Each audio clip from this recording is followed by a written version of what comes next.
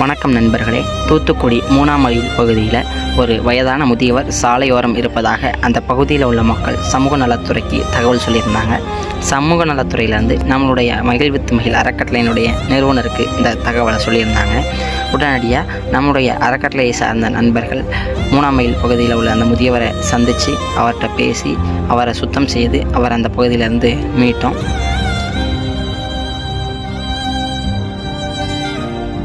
அந்த பகுதியில் கப்பல் மாலுமியாக இருக்கக்கூடிய திரு சுரேஷ் அவர்கள் அந்த முதியவருக்கு மாற்று ஆடை கொடுத்தாங்க.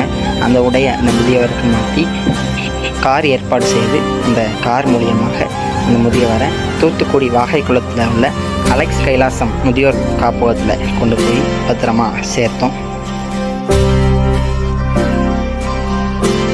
அந்த முதியோர் இல்ல நிறுவனர் எங்களை அன்பாக வரவேற்று அந்த முதியவர் தொடர்பான தகவலை கேட்டறிஞ்சு அவருக்கு உணவு பரிமாறி அன்பை பகிர்ந்துக்கிட்டாங்க.